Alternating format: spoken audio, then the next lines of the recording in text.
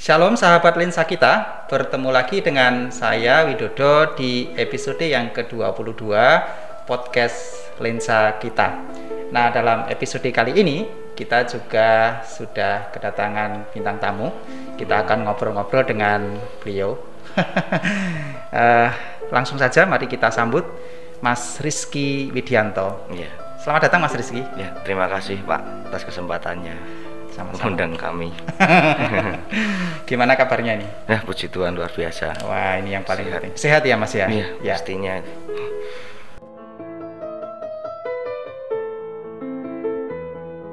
Sahabat lensa kita, dalam episode kali ini kita akan berbincang-bincang tentang musik. Nah, ini sesuatu yang menarik buat saya secara pribadi dan kebetulan bintang tamu kita ini bukan hanya seorang pemain musik, penikmat musik, tapi memang sudah ahli di dalamnya dan menghidupi hari demi hari. Jadi musik itu sudah menjadi bagian dalam hidupnya. Nah, tanggal 21 Juni kita memperingati Hari Musik Sedunia.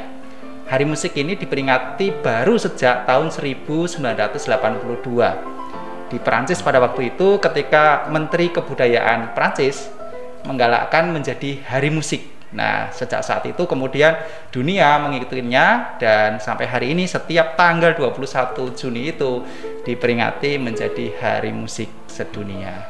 Nah, Mas Rizky, menurut Mas Rizky yang selama ini hidupnya itu didedikasikan di musik, kira-kira memaknai Hari Musik itu seperti apa, Mas? Ya. Hari Musik Sedunia ini bermakna lebih kepada rasa mendorong masyarakat, Pak ya.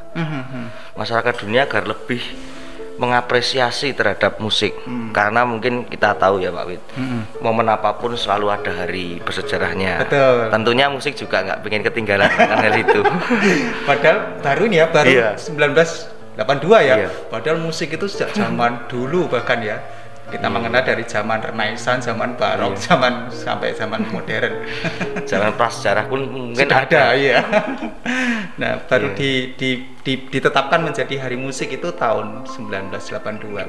Yang menurut Mas Rizky tadi menjadi apa? Bentuk apresiasi. Apresiasi ya. Kita juga harus punya kayak momen yang bersejarah. Karena kita dunia itu nggak mungkin nggak ada musik Pak. Dari bunyi-bunyian yang kita dengar tiap hari pun sebenarnya juga sebuah musik ya. Betul.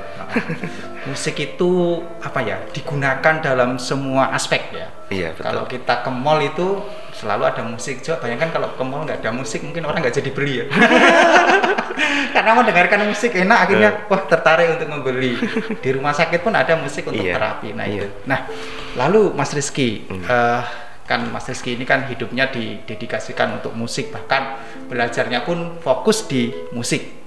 Ada alasan apa sih Mas kemudian untuk memilih itu menjadi apa namanya pilihan hidup? Ya mungkin alasan yang mendasar sih. Apa ini mungkin sudah jalan hidup saya mungkin. Oh gitu ya.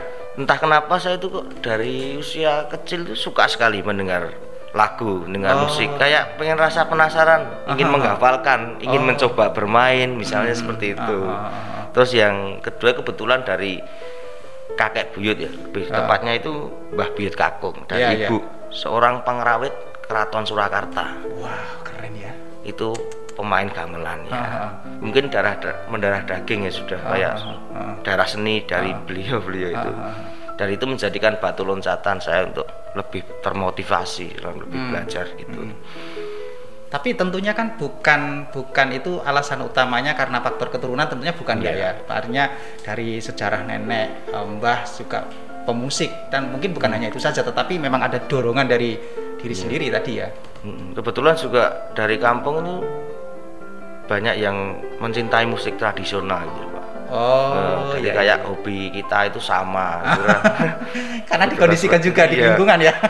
Itu menjadikan saya lebih kayak pengen belajar lebih kan gitu. Oh gitu ya, ingin dari keinginan itu kemudian ya menjadi satu tekad dan mendedikasikan hidupnya untuk itu. Nah sekarang ini Mas Rizky, kira-kira ini gimana sih anak-anak muda sekarang ini passion mereka di musik itu? Kalau menurut Mas Rizky gimana passion anak-anak muda sekarang, artinya generasi-generasi ya 17-an, 20-an ke bawah itu gimana kira-kira?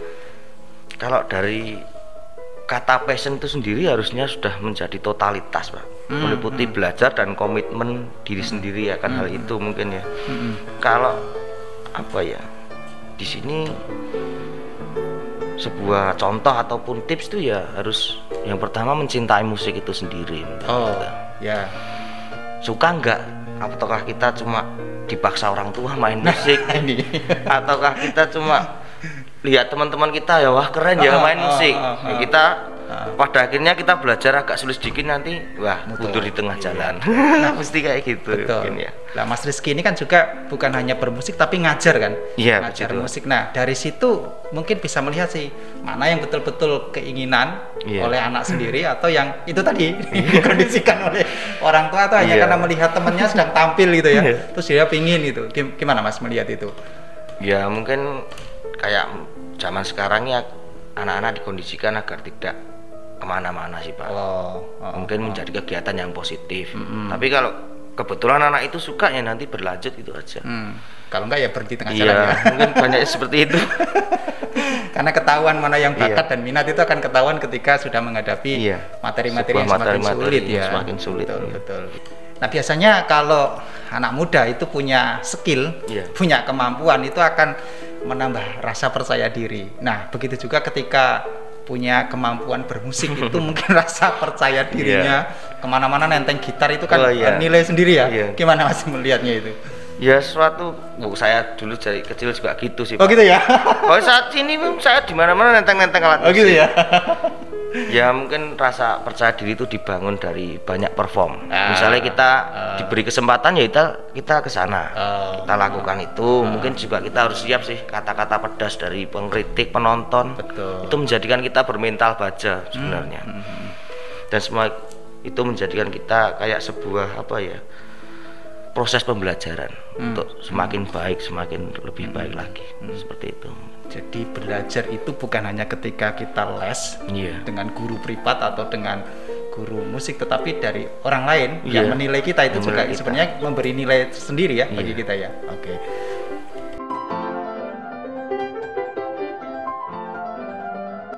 Kalau kita bicara musik tadi Mas Rizky mengatakan bahwa musik itu jauh bahkan sebelum era yang saya sebutkan tadi era Renaissance, Barok, Romantik, Klasik dan sebagainya.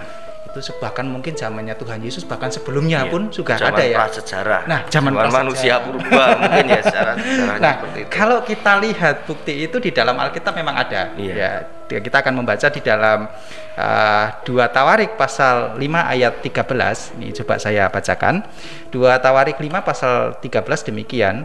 Lalu para peniup nafiri dan para penyanyi itu serentak memperdengarkan paduan suaranya untuk menyanyikan puji-pujian dan syukur kepada Tuhan.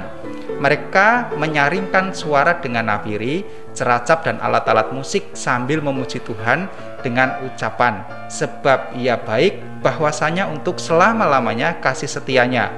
Pada ketika itu rumah itu, yakni rumah Tuhan, dipenuhi awan. Nah, Mas Rizky, ketika kita membaca dari firman Tuhan ini, gimana sih respon Mas Rizky menanggapi bahwa memang musik itu ya sudah ada sejak zaman dulu?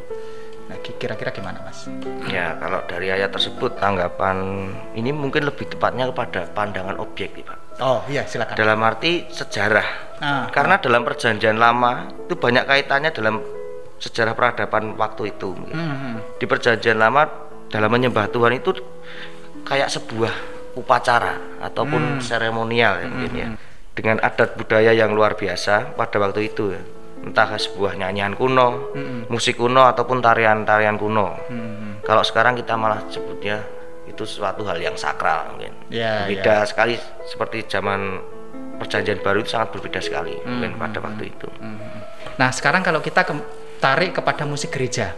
Nah, kalau kita belajar tentang sejarah musik bahwa sebelum masa-masa pembagian era itu musik sudah ada gitu. Nah, pada waktu itu musik dunia itu kalau belajar kiblatnya ke musik gereja. Ya, karena itu tadi namakan ada unsur kesakralan dan lain sebagainya. Tapi di era modern ini justru berbeda ya. Gereja-gereja itu patron musiknya ke musik-musik dunia, musik-musik kontemporer, bahkan sekarang ini perkembangan musik digital yang luar biasa. Nah, itu Mas Rizky sebagai seorang pemusik, seorang pelayan Tuhan juga di bidang musik, meresponi hal itu gimana, Mas? Kalau mungkin jawaban saya panjang sekali. Silakan, Mas. Coba ya, Pak. Iya. Menurut saya sih nggak ada yang salah sih, Pak. Kenapa Tuhan menciptakan manusia di seluruh dunia itu dengan berbagai macam mungkin jutaan latar belakang adat budaya manusia masing-masing dan punya tata cara sendiri ya dalam menguji dan menyembah Tuhan penciptanya. Dan budaya masing-masing juga sih. Ya ini mungkin saya contohkan. Kalau mungkin Injil itu berasal dari Indonesia ya. Alat-alat musik yang dipakai untuk menyembah Tuhan itu didominasi oleh gamelan dan alat musik tradisional Indonesia tentunya, Pak. Bisa jadi. Bisa jadi ya, loh, Pak. Bisa jadi. Karena musik gereja yang dibawa ke Indonesia itu kebanyakan dari Eropa ya. Gitu. Nah, ini saya contohkan lain mungkin. Sekarang masih banyak perbincangan hangat kayak isu-isu kayak gitu ya. Ada yang gereja yang alat musiknya harus orgel ya, organ raksasa ya, Pak, biar kelihatan sakral dalam menyembah Tuhan. Terus ada yang harus grand piano nih mungkin biar mewah atau gimana. Ada juga lu kok nggak pakai band. Kamu itu memuji Tuhan ada Roh Kudusnya enggak sih? Kadang kayak gitu. Ada juga yang lu kok nggak tepuk tangan, kamu punya semangat nggak? Ada yang juga yang lain lagi ngomong, kamu kok sama Tuhan tepuk-tepuk tangan, emang kita sedang lomba burung merpati ya, Pak? Misalnya kayak gitu kan ya. Ya kata-kata seperti itu ya, mungkin yang banyak terjadi ya, Pak. Yang kadang malah jadi kita ini yang ribet sih. Tuhan itu tidak mempermasalahkan sebenarnya. Kadang ya kita yang malah sok-sokan. Justifikasi sana sini kok. Betul. Dan seakan-akan kita menghakimi seperti itu kan. Oke. Ya. Jadi memang perkembangan musik gereja itu kalau boleh dilihat juga ada penurunan ya. Iya, betul. Bisa jadi ya. Bisa. Karena justru sekarang ini kiblatnya lebih banyak ke musik-musik kontemporer. Nah, itu jadi misalnya wah itu musiknya keren kalau misalnya aransemennya. Iya. Progresi chordnya. Iya. Harus bergoyang. Seperti itu. Nah, iya. Oke. Lalu gimana Mas Rizky supaya pujian atau musik di gereja itu dapat tetap eksis di tengah tantangan zaman sekarang ini? Zaman sekarang ini kan tantangannya banyak. Musik-musik di luaran sana jauh lebih menggiurkan. Belum lagi musik digital, alat-alat yang luar biasa yang tidak lagi mengandalkan skill manusia tetapi lebih ke teknologi. Nah, ini gimana Mas Rizky supaya tetap gereja itu tetap bertahan dalam apakah tetap mengikuti arus atau punya prinsip? Gimana Mas kira-kira? Dari pertanyaan tadi itu pujian yang dimaksudkan yang klasik atau yang kita sebut hymn atau yang pujian modern? Ya, terserah apa saja gitu. Kan sekarang ini juga hymn juga kemudian dikolaborasi atau di aransemen menjadi seolah-olah itu musik kekinian gitu. Gimana Mas menurutnya? Mungkin caranya tergantung kita yang mengemasnya sih, Pak ya. Dari zaman modern ini, sedangkan lagu-lagu pujian hymn itu mungkin umurnya sudah berabad-abad ya. Betul. Ada yang sudah 1000 tahun. Betul. Walaupun nanti prakteknya kita tetap menggunakan musik modern kan. Karena di zaman sekarang juga sulit mendatangkan alat yang untuk presentasi zaman dulu misalnya kayak harpsichord dan viola da gamba kan nggak mungkin, Pak. Iya, betul. Dan harpsichord sendiri sudah berevolusi yang kita sering dengar piano, kan seperti itu ya. Dan dalam ujian yang hymn tadi ada rambu-rambu ya, Pak, misalnya yang mungkin kita mau nggak mau sebagai anak muda juga harus belajar tentang itu. Dari yang sederhana dulu menyanyikan dengan not yang benar, bukan yang nyaman loh, Pak. Itu yang penting loh, Pak. Not yang benar, teknik yang penyanyi benar dulu. Terus kita belajar bagaimana sejarahnya, paling enggak buka lah apa sedikit singkat apa atau maksud dan tujuan sang komposer dalam menciptakan lagu itu. Misalnya kok di hymn itu kan ada dasarnya ada as mayor, kok enggak semua dibuat C ya, itu. Ya silakan nanti timbulkan rasa penasaran pada teman-teman anak muda biar semakin kreatif ya. Belum lagi nanti bicara tentang sukatnya ya, 3/4 6/8. Itu banyak yang kebalik-balik sampai saat ini, Pak. Ya, berarti artinya gini Mas, tetap gereja kemudian tetap tidak menutup diri untuk perkembangan musik modern sekarang, bahkan musik digital. Cuman memang prinsipnya tadi ya tetap pada esensinya tetap untuk memuji Tuhan itu. Tujuan kita secara pribadi dalam menyembah Tuhan. Toh semua itu prasarana ya kan, seperti musik digital, alat-alat yang sekarang ini kan semua hanya masalah sarana. Ya, kita juga bisa belajar dari yang terdekat ya, mungkin dari para senior ataupun pelaku musik yang sudah berpengalaman di bidang itu. Itu aja Pak. Itu malah lebih kita nyaman mungkin. Iya, mungkin karena mereka mungkin secara teori nggak belajar, tetapi prakteknya itu sudah bisa untuk contoh. Betul, dan itu kadang justru malah lebih menguasai.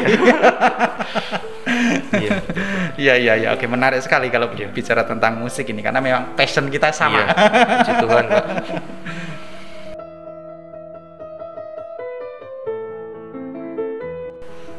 Mas Rizky, kalau kita bicara soal musik ini nggak ada habisnya, nggak ada betul. bosennya.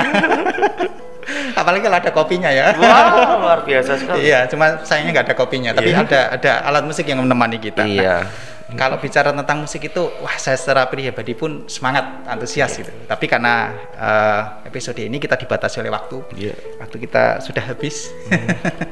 Terima kasih Mas Rizky sudah hadir di podcast Lensa Kita, ikut mewarnai dinamika lensa kita, terutama berkaitan dengan musik sehingga kita semakin tahu banyak hal tentang, tentunya belum banyak ya. Paling tidak kita sudah sedikit banyak tahu tentang musik. Sahabat Lensa kita sudah sampai pada akhir episode kita kali ini. Kita sudah berbincang-bincang dengan tamu kita, Mas Rizky Widianto. Luar biasa nih Mas Rizky ini. Dia bukan hanya penikmat musik, penggemar musik, tapi ya pemain musik, pengajar juga, karena memang hidupnya didedikasikan di sana. Nah, kita sudah bincang-bincang tentang Hari Musik Sedunia. Menurut Mas Rizky, memperingati Hari Musik itu sebagai bentuk apresiasi kita terhadap musik yang sudah ada sejak zaman purbakala, dan musik itu selalu ada dalam kehidupan manusia. Coba bayangkan kalau dunia ini nggak ada musik, hampa terasa. Jangan lupa untuk tetap mengikuti protokol kesehatan, pakai masker, lalu apa lagi ya Mas? Mencuci tangan dengan sabun dan air ya. Lalu menjaga jarak, terus menghindari kerumunan, dan yang pasti makan makanan yang bergizi dan cukup. Sampai jumpa di episode berikutnya dan Tuhan Yesus memberkati.